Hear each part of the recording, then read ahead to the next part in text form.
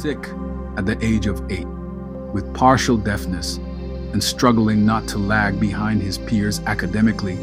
Both students and teachers ridiculed him for his adult condition. One afternoon, in his hand as he came home was a note from the principal explaining his dismissal with factors due to his slowness and poor academic performance. But like anyone whose stubborn faith wouldn't allow such a verdict to dismiss permanently the hidden potentials buried in the crevices of the soul, his mother refused by taking the initiative of personally tutoring and mentoring him in the comfort of their home. In an environment full of love and acceptance, the boy child began to excel and started to develop an enthusiasm for learning and inventions. When he died on October 18, 1931, the entire nation honored him by switching off the lights throughout the United States for 1 minute. His name was Thomas Alva Edison, inventor of the electric light bulb, telephone, phonograph, and many others. This is one of many accounts that has looked the odds in the eyes and defied it. History is filled with episodes of champions who aspired for greatness in spite of their affliction and besetting condition. Some, like Thomas Edison, Nelson Mandela, Abraham Lincoln, Albert Einstein, Maya Angelou, Corrie ten Boom, and biblical figures like Abraham, Elijah, Joseph, Moses, David, Esther, and even the Lord Jesus Christ, provides an interesting mixture of pain and joy that underscore the very contrasting experience on the way to success.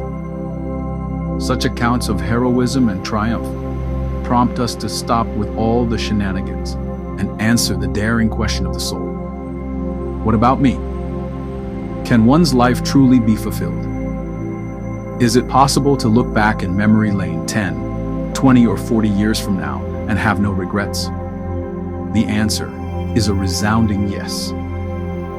Yet to some, life has become a mystery, a game of chance with disconnected occurrences. Others only see themselves as victims of circumstances, a ventriloquist puppet playing the role of a court jester. Is there a key to cracking this Omega code of life?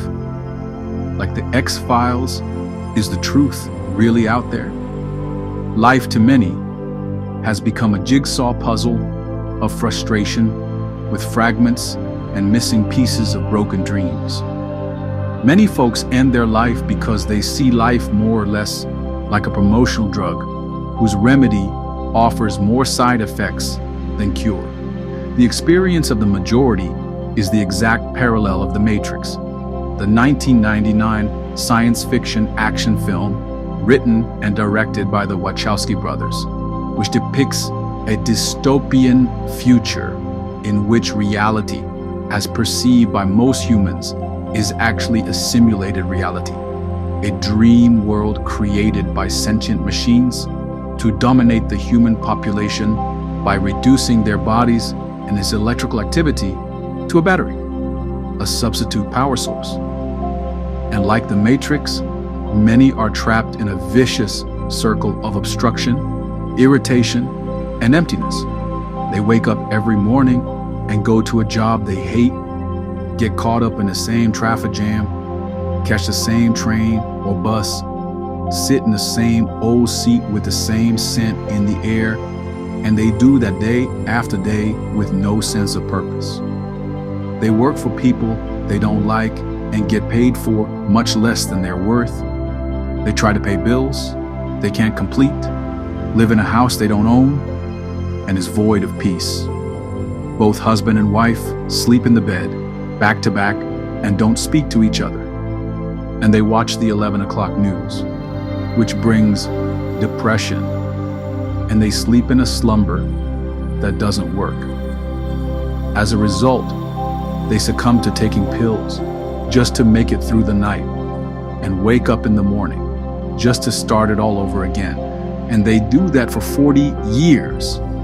And then the company retire them and give them a t-shirt and a firm handshake. Such is the rat race many are trapped in and are asking, is this really the best life has to offer? How do we, like Neo, unplug from this pseudo-reality and take life off autopilot? For this transition to take place, we ought to learn a life-changing lesson from the Matrix. It's every hero's breath. Every invention created under the sun was motivated by a problem.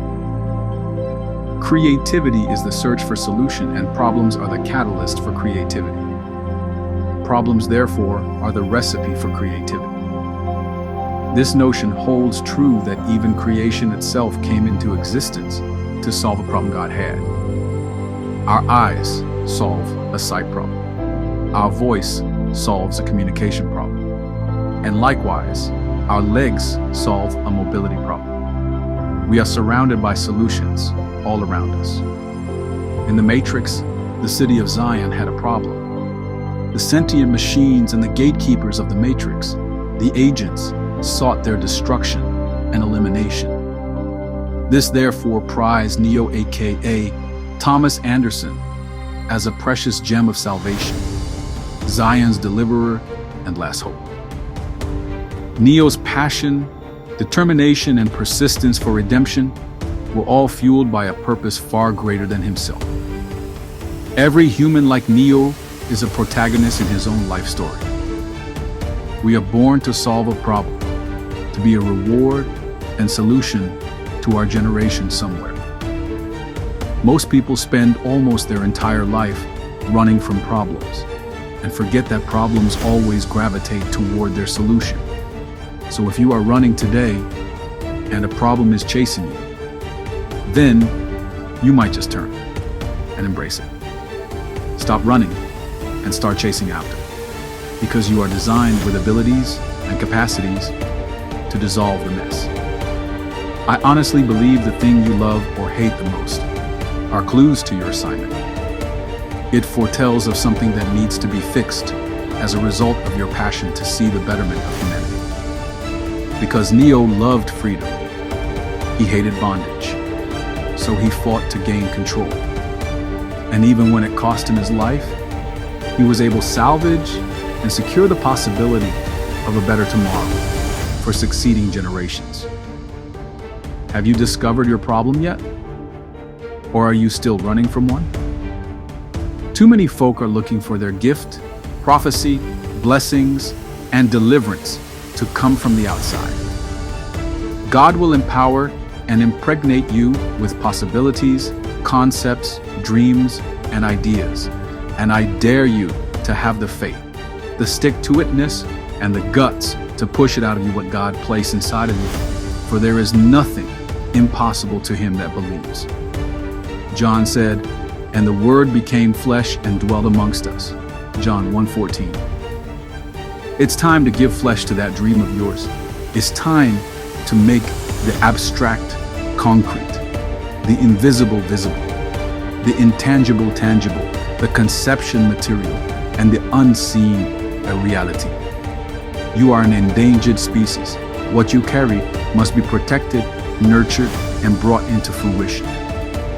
You must not abort or miscarry. Don't become extinct.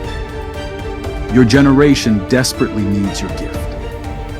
You are not a divine experiment of cosmic mishap, but a project of divine providence, an answer to the unrest, and a cure to that cancer cell that has eaten away our dreams. See beyond your eyes and live for the unseen. Today, see the invisible and do exploits in the impossible.